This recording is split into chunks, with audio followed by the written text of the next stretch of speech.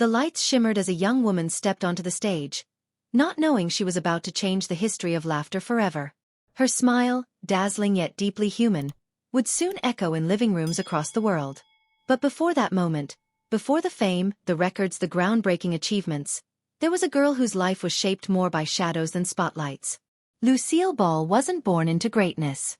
She built it with grit, loss, bold choices, and a sense of humor that carried her through storms most never saw. Can someone become a symbol of joy while carrying so much personal pain? And can laughter, as they say, really be born from heartbreak? Lucille Ball's story began on August 6, 1911, in the quiet town of Jamestown, New York. She was just 3 years old when she faced her first real heartbreak, the sudden death of her father. That kind of loss doesn't just hurt, it marks you.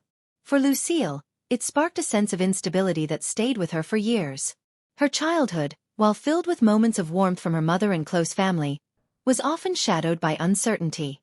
She developed an unusual phobia of birds after a traumatic childhood experience, a quiet detail that clung to her even as she stood tall before millions. But in the midst of grief and fear, there was still light.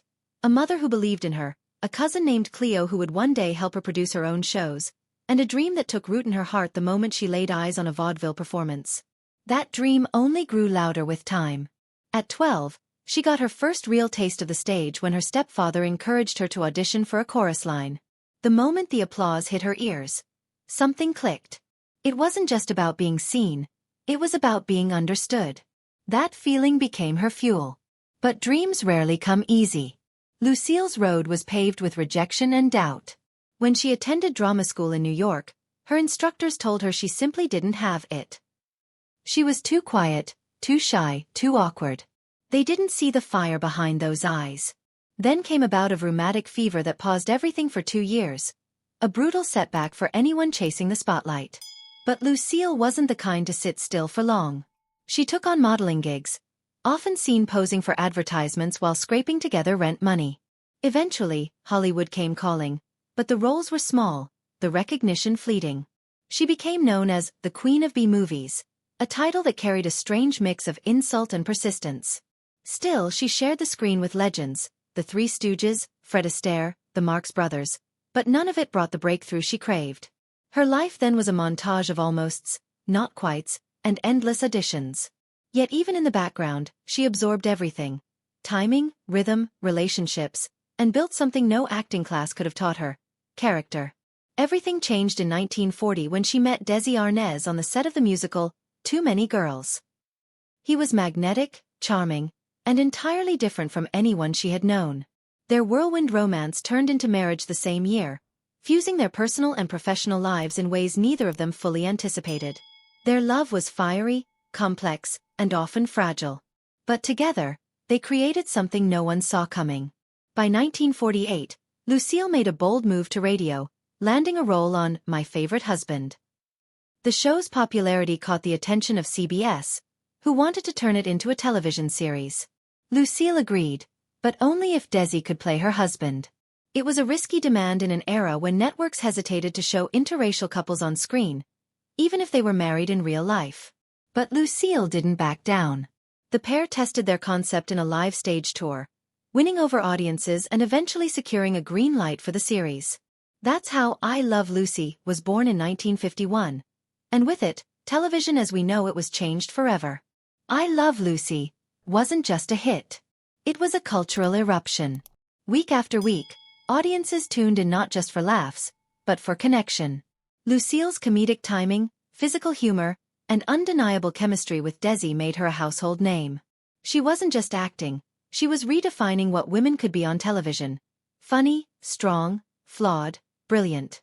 Yet behind the scenes, things were far from perfect. Desi's infidelities, the growing demands of their production company, and the pressure to maintain a picture-perfect image wore them down. Still, they worked together to revolutionize TV production, insisting on filming with 35mm cameras and securing the rights to their own episodes. Decisions that gave birth to the rerun and reshaped syndication forever. Through Desilu Studios, Lucille shattered ceilings. She became the first woman to head a major television studio, greenlighting iconic series like Star Trek and Mission Impossible. She wasn't just in front of the camera. She was behind it, running the show, making the calls, and leading with both heart and vision.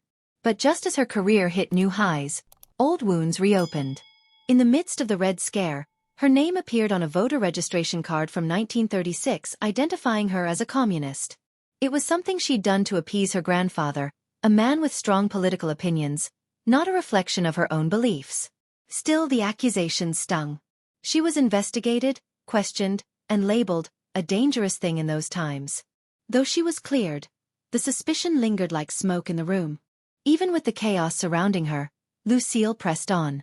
She and Desi had 2 children, Lucy and Desi Jr., and her real-life pregnancy was written into the show, making history. It was the first time a pregnancy was openly acknowledged on television, and the episode where Lucy gives birth pulled in over 44 million viewers, more than the presidential inauguration. But behind that historic moment, their marriage was unraveling. They tried to keep it together for years, balancing love with business, fame with frustration. Eventually, they divorced in 1960. It was a heartbreaking decision, but one that gave them both peace. Remarkably, even after the split, Lucille and Desi remained on good terms, supportive until the very end. Lucille remarried in 1961, this time to comedian Gary Morton. He became not only her husband but her creative partner, producing shows alongside her and learning the ropes of television from one of the best in the game.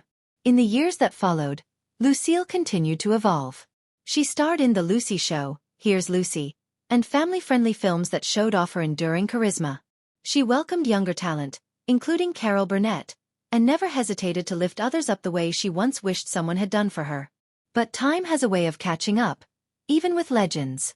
In 1986, Lucille attempted a final comeback with Life with Lucy.